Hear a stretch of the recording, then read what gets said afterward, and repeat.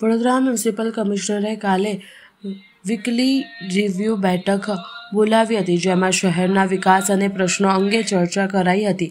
Municipal commissioner Arun Mahesh બાબુએ મીડિયાને જણાવ્યું કે અમે 15 મુદ્દાઓ ધ્યાનમાં મૂક્યા હતા. શહેરના ખાડા પૂરવા પર ભાર મૂક્યો, વોર્ડ વાઇઝ એન્જિનિયરોને બોલાવીને ડેટા આપી 30 ડિસેમ્બર પહેલાં ખાડા પૂરવા તાકીદ કરાઈ છે.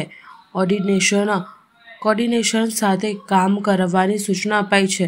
તેમણે કહ્યું હતું કે સરકારની સૂચના મુજબ ગેરી સંસ્થા દ્વારા સેમ્પલ લેવાની કામગીરી કરાઈ રહી છે. જો રસ્તાની ક્વોલિટી સારી નહીં હોય તો કોન્ટ્રાક્ટરને દંડ લેવાની પણ સૂચના કરાઈ છે. આ સાથે સ્વચ્છતા બાબતે પણ ગલીઓમાં ફોકસ રાખવા કહેવાયું છે. વધુ વિસ્તારમાં શટડાઉન પછી પાણીની સ્થિતિ સુધરી તેમણે કહ્યું હતું.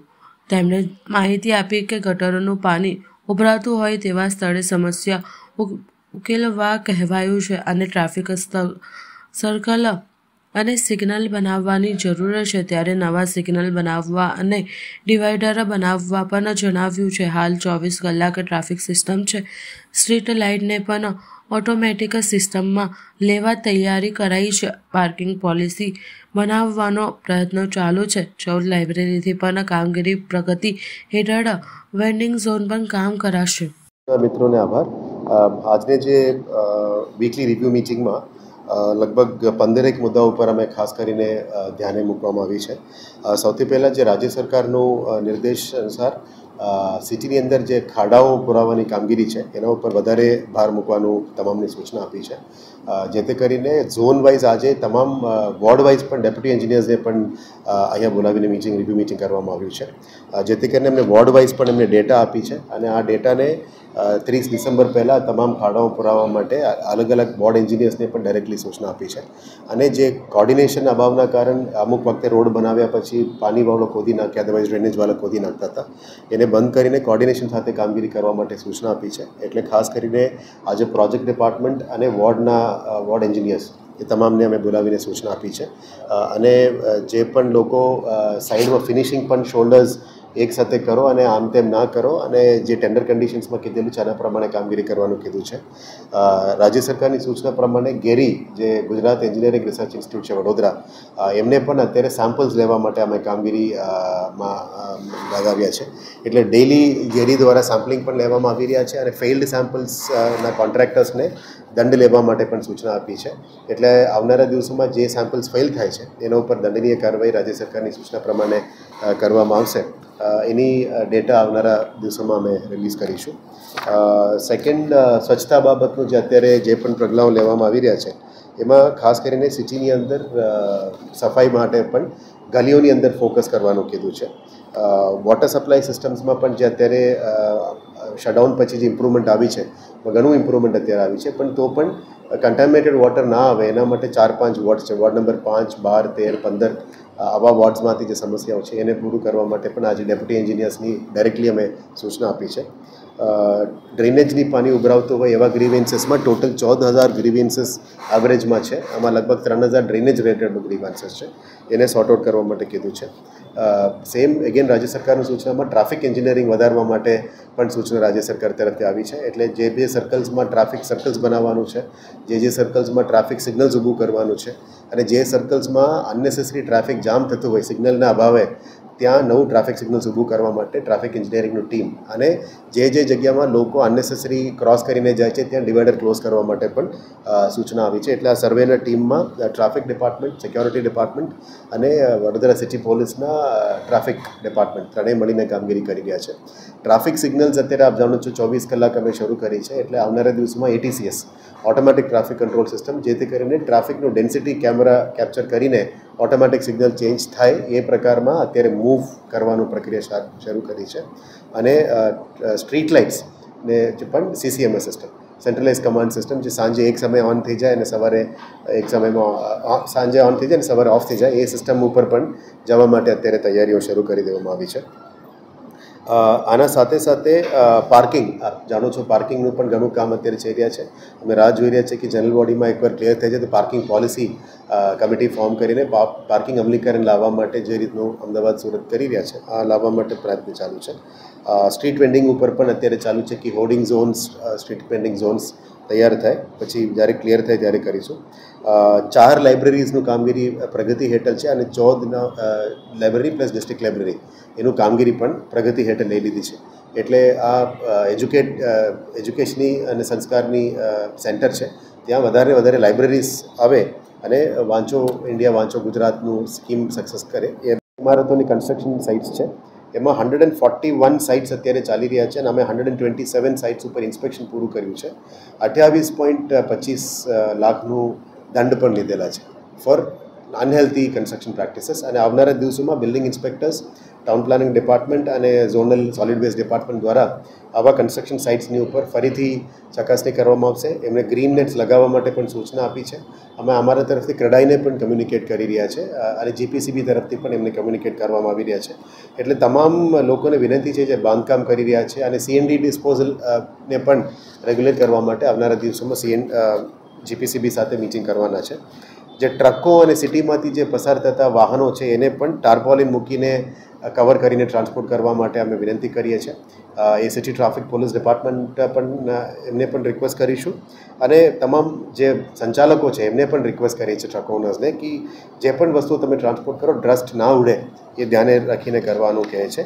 કન્સ્ટ્રક્શન ડેબ્રી સાઇટમાં ક્રેડાઈ સાથે મિટિંગ કરવાનું છે. એટલે જેટલા પણ ડેમોલિશન કરો છો એમાં વિશ્વામિત્રી જેવા પટમાં અથવા કોઈ જગ્યામાં ખુલ્લા પ્લોટમાં ડમ્પિંગ ના કરે એ બાબતમાં ક્રેડાઈ સાથે મિટિંગ કરવાનું ટીપી ડિપાર્ટમેન્ટ દ્વારા કરવામાં કીધું છે.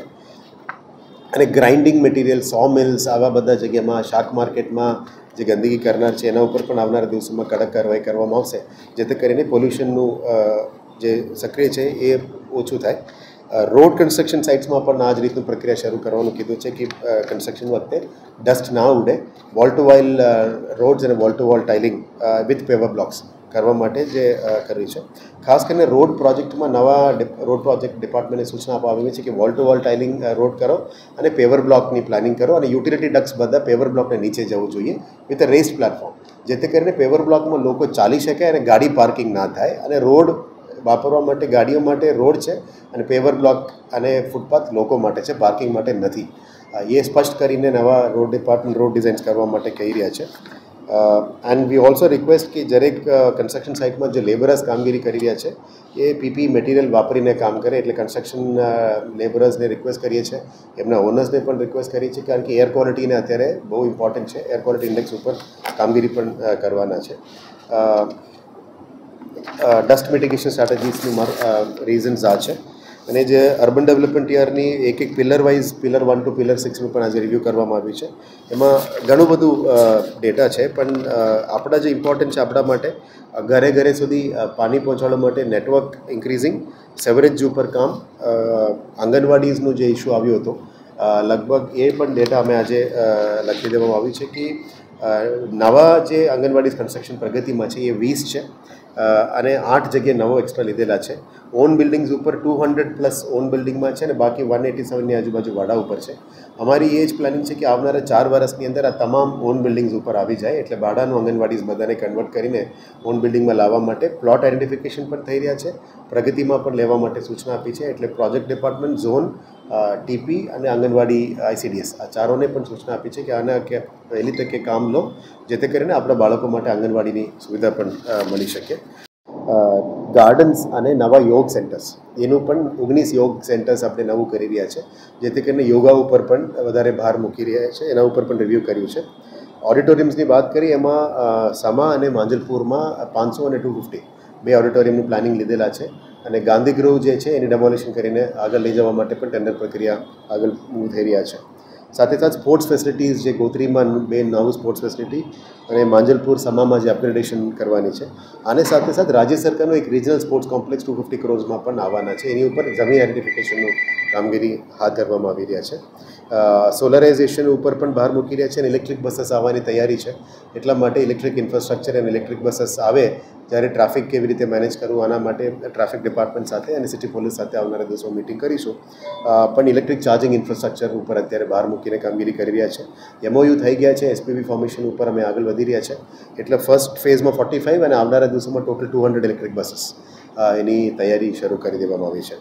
આ સિવાયનું જે ઇમ્પોર્ટન્ટ છે, રાજ્ય સરકારનું પણ સૂચના છે, હેરિટેજ સ્ટ્રક્ચર્સની આજુબાજુ જેટલા પણ દબાણો છે અને હેરિટેજ સ્ટ્રક્ચર્સની આજુબાજુ જે સાફ સફાઈ છે એના ઉપર આવનારા દિવસોમાં ભાર મૂકવામાં આવશે. અને ખાસ કરીને આપણા ન્યાય મંદિર લાલકોટ અને જે હેરિટેજ સ્ક્વેરની બાજુમાં અમે ફૂલવાળા સાથે પણ એક નાનકડી મિટિંગ કરી હતી. એટલે એમનો ધંધો પણ ચાલી રહે, એટલે કોઈ દબાણ પણ ના થાય, એટલે uniform vending zone, flower vending zone કરવા માટે પણ નક્કી કર્યું છે. એ લોકો પણ ખુશી સંમત થયા છે. એટલે એક તરફથી ડિઝાઇન કરી આપીશું, એટલે ગેટ બહાર એ લોકો વેચાણ પણ કરી શકે અને પાર્કિંગનું ક્લોગિંગ ના થાય, એ દિશામાં આવનારા દિવસોમાં કામગીરી કરીશું. સેમ વિથ માંડવી અને આવનારા દિવસમાં એક કરીને ધીરે ધીરે હેરિટેજ વોક તરફથી અમે જઈ રહ્યા છે. એટલે રાજ્ય સરકારના ટુરિઝમ ડિપાર્ટમેન્ટ સાથે ટાઈઅપ કરીને એના અમલીકરણ ઉપર લાવીશું. વડોદરામાં 41 આવા હેરિટેજ બિલ્ડિંગ્સ અને સ્ટ્રક્ચર્સ આઈડેન્ટિફાઈ કર્યા છે અમે. એટલે આવનારા દિવસોમાં હેરિટેજ કન્ઝર્વેશન કમિટી જ્યારે પાસ થાય ત્યારથી નોટિફિકેશન કરાવીશું. પ્રાયોરિટી કયા સ્ટ્રક્ચર્સને રિનોવેટ કરવાનું છે અમે પહેલાં પણ કીધું છે. આમાં આ સ્ટ્રક્ચર્સને લેવામાં આવ્યું છે. એમાં ખાસ કરીને લાલકોટ, ન્યાય મંદિર, માંડવી ગેટ, પ્રતાપ વિલાસ અને ખંડેરાવ માર્કેટ બિલ્ડિંગની આજુબાજુ પણ આવનારા દિવસોમાં લેવામાં આવશે. એટલે ત્યારની સફાઈ, ત્યારના શાકભાજી વેચાણ, ફૂલની વેચાણ, આ બધાને રેગ્યુલેટ કરવા માટે છે. કોઈનો અમે ડિસ્ટર્બ નથી કરવા માંગતા, પણ એક સિસ્ટમેટિક વેન્ડિંગ ઝોન તરીકે સ્ટ્રીમલાઇન કરવા માટે છે. બીજું, રાજ્ય સરકારનું જે ખાસ સૂચના છે આના આધારે અમે ફિલ્ડમાં પણ અત્યારે કામગીરી શરૂ કરી દીધી છે કે SOP four air quality index. એટલે વડોદરામાં આપ જોઈ શકો છો કે સેટિસ્ફેક્ટરી લેવલ્સમાં છે, બિકોઝ હોટસ્પોટ GIDCs આજુબાજુમાં જ છે. એટલે એને ગુડમાં લાવવા માટે તમામ પ્રયત્નો કરવામાં આવી રહ્યા છે. અમારે ambient air quality monitoring system પણ આપણે ટેમ્પરરી એક જગ્યામાં ઇન્સ્ટોલ કરીને ચાલુ કરી દીધી છે. આવનારા દિવસોમાં અલગ અલગ હોટસ્પોટ્સ, અલગ અલગ જગ્યાઓમાં એમ્બિયન્ટ એર ક્વોલિટી સ્ટેશન્સ મૂકવામાં આવશે. પબ્લિક ડિસ્પ્લેમાં પણ લાવીશું એર ક્વોલિટી બાબતમાં, જેથી કરીને પબ્લિકમાં પણ એક જનજાગૃતિ આવે પોલ્યુશન ઉપર. અને ખાસ એમાં આવનારા દિવસોમાં અમે જે કન્સ્ટ્રક્શન સાઇટ્સ ચાલી રહ્યા છે ત્યાં ડસ્ટ અને વિન્ડ બ્રેકિંગ વોલ એટલે શેલ્ટર્સ બનાવવા માટે સૂચના આપી છે town planning, bridge department, road department તમામને. એટલે જે પણ ઇજારાદાર કામ કરે છે એને વ્યવસ્થિત રીતે બધું બંધ કરીને કરવું પડે, જેથી કરીને પબ્લિક ઉપર ડસ્ટ પોલ્યુશન ના આવે. પછી એન્ટી સ્મોક ગન્સનું પણ આવનારા દિવસોમાં સિટીમાં ખરીદવામાં આવશે. આ જ સજેશન ચિંતન શિબિરમાં પણ કીધી હતી અને આ એન્ટી સ્મોક ગન્સ વડોદરા પણ ખરીદવામાં આવશે. આના ઉપર જ રિવ્યૂ ચાલતો હતો. એટલે આવનારા દિવસોમાં public spaces improvement, garden improvement, working women's hostel, આવા બધા વસ્તુઓમાં ભાર મૂકવામાં આવશે. વિમેન સેફટી અને જે તુવરને કીધું છે કે vending zones, vegetable markets, labour chowk, coworking spaces ઉપર આવનારા દિવસોમાં જે કામગીરી હાથ ધરી છે એમાં પ્રગતિ ઉપર લાવવા માટે અત્યારે પ્લાનિંગ ચાલી રહ્યા છે. જે પ્રમાણે નિમેટાનું જે કામ ચાલે પાણીનું લાઈન એ કેટલા દિવસમાં પૂરું થશે ને પૂરતા પ્રેશરમાં પાણી નથી આવું તો કાઉન્સિલરનો આક્ષેપ. નિમેટા જે જોઈનિંગનું કામગીરી અત્યારે પૂરું થયું છે, પણ આની અંદર ફ્લો લેવા માટે અત્યારે પ્રયત્ન ચાલી રહ્યા છે. હું વોટર ડિપાર્ટમેન્ટને સંપર્ક કરીને આપને એને પૂરું નિકાલ થવા માટે સૂચના આપીશ. પણ કોઈને પણ તકલીફ હોય તો અમે જણાવજો, પણ અમને તાત્કાલિક ધોરણે નિકાલ કરવા માટે વોટર સપ્લાયઝ ડિપાર્ટમેન્ટને પણ સૂચના આપવામાં આવશે. સ્મોગ ગન બેઝિકલી સ્મોગને રિડ્યુસ કરવા માટે સ્પ્રે કરવાનું હોય છે અને બેઝિકલી અમે રિયુઝ વોટરથી જ કરીશું, જેથી કરીને પાણીનું વેસ્ટ ના થાય. અને એનાથી ઓપન સ્પેસ સ્પ્રેઇંગ અને ગાર્ડન સ્પ્રેઇંગમાંથી આપણે અલગથી પાણી આપવું ના પડે. એટલે આપણે ગાર્ડન્સનું અને તમારા ટ્રીનું ડિવાઈડર્સ ઉપર રિયુઝ વોટરથી જ થઈ જાય અને તમારું ડસ્ટનું લેવલ પણ ઓછું થાય અને એર ક્વોલિટી સારામાં સારા ઇમ્પ્રૂવ થઈ શકે. એટલે આવનારા દિવસમાં we have told zone wise we will get 1 truck, એટલે 4 ટ્રક્સ પહેલાં કરીશું. એનું રિઝલ્ટ કેવી રીતે આવે એ પણ જોઈશું. પણ એની નાનું વર્ઝન્સ પણ છે, એટલે ટ્રાયલ બેસિસમાં નાનું વર્ઝન લેવું છે, ટ્રક માઉન્ટેડ લેવું છે, મિકેનિકલ ડિપાર્ટમેન્ટને કીધું છે. પણ we want to start with smoke guns, કારણ કે આપણે એર ક્વોલિટીને ગુડમાં લાવીએ તો જ શ્વાસ ઇમ્પોર્ટન્ટ છે આપણા માટે. એના ઉપર કામગીરી હાથ ધરીશું. હા, ઝેરી, હા, યસ. તો ઘેરી સેમ્પલ લેવા માટે અમે એન્ગેજ કરી છે. નોર્મલી એનેબીએલ એક્રેડિટેડ લેબોરેટરીથી સેમ્પલિંગ લેવાનું હોય છે, એટલે ઘેરીને અમે ઇન્વોલ્વ કરી છે. એ road wise, zone wise, ward wise sampling લેવાની શરૂ કરી દીધી છે. રોડનું ક્વોલિટી સારું હોય તો વાંધો નથી, રોડનું ક્વોલિટી સારું ના હોય તો એની ઉપર પેનલ્ટી અને આવનારા દિવસોમાં કાર્યવાહી કરવામાં આવશે.